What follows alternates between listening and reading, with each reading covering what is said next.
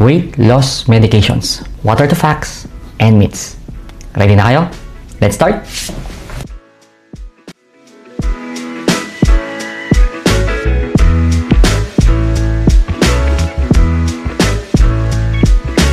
Good day again, guys. This is Dr. Ivan Godal, your internist and your endocrinologist. Here in this page and in this channel, we try to educate people regarding diabetes, thyroid, and other hormonal diseases. Pag bago lang po kayo, thank you for visiting. If you've been here before, thank you for always supporting. So ayun nga, weight loss injections. With the advent of social media, medyo mas sumisikat po itong mga to. Sa aking feed pa lang, meron po akong nakita mga good news naman or very reputable information. And of course, meron naman mga shady pages na medyo kailangan nating bantayan kung totoo nga ba yung sinasabi nila. And for this, ayun, naisip natin anong ba yung mga facts and myths with regards to these injectable therapies. Just a quick recap, ano nga po ulit yung weight loss injections?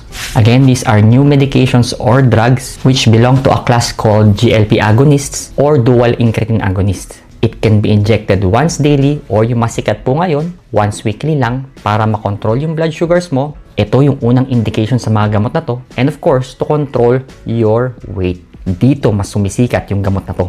These medications may target the hormones that you will feel, the regulation of hunger, fullness, even insulin secretions, and of course, the overall metabolism ng isang tao. In general, these drugs are approved both sa diabetes and of course, dito sa atin sa Pilipinas ngayon, may mga bago na po, approved na rin po siya for obesity.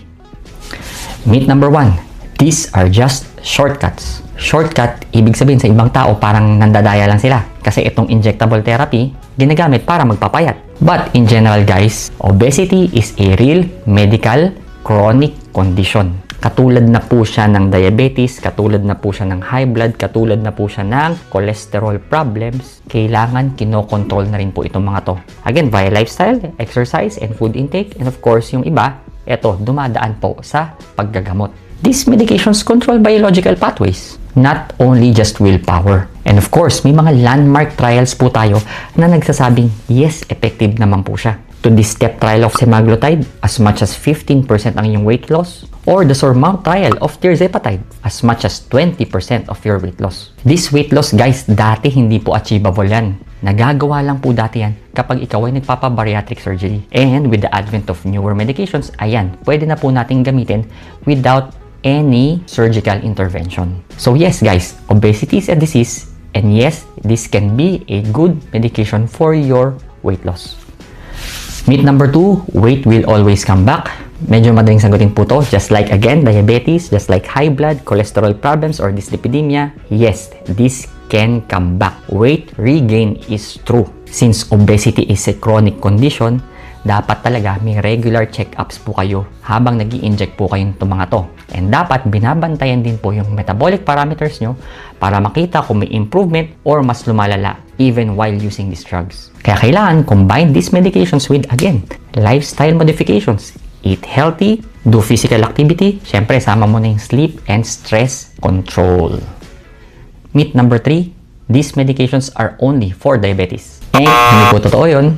Although GLP-1 or dual incretin agonists are initially medications for diabetes, they are also now approved by the FDA for obesity. So yes guys, approved po siya for weight loss. Pwede mo siyang gamitin for weight loss. Pwede mong tanungin yung doktor mo kung pwede ka bang gumamit ito for weight loss. And para sa kaalaman nyo lang po, when do we suggest to give these medications?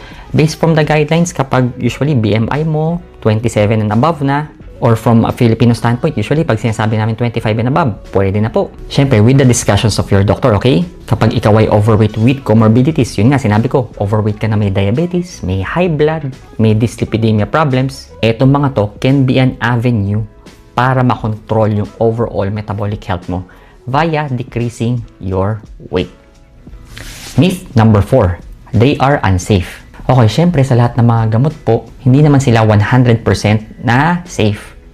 Merong mga kailangang bantayan for the side effects of these medications. O guys, gumawa po ako ng video with regards to side effects of your weight loss injections. Sundan nyo lang po. But in general, major clinical trials have been done para malaman yung safety, efficacy, and if meron silang dagdag na advantage via using these medications. But just so you know, the most common side effects is yun nga, GI irritation, sumasakit yung tiyan, nasusuka, or kuminsan, feeling of fullness dun sa inyong tiyan, but this usually improves over time. Kung minsan nasasanay po yung pasyente habang ini-inject mo siya ng tuloy-tuloy. But pag lumalala, syempre pa-check up mo. That's why this is important na dapat may regular kang guidance sa inyong doktor habang umiinom or yun nga, nag-i-inject po kayo ng mga gamot na ito. Myth number 5. Anyone can take these medications.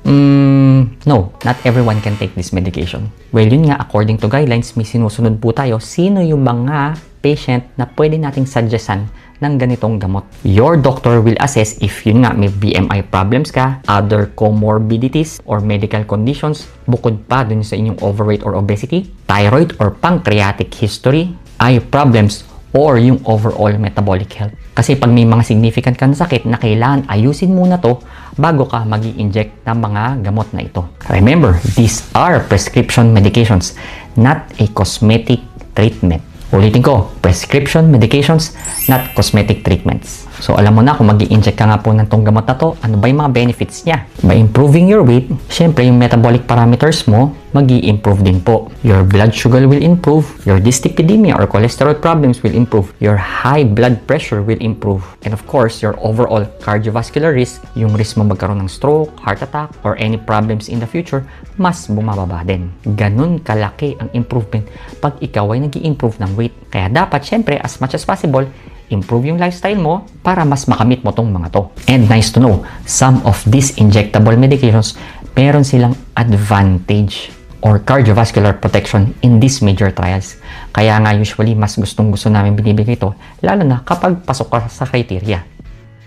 So, to sum it all up guys, kailangan lang natin mas realistic po tayo.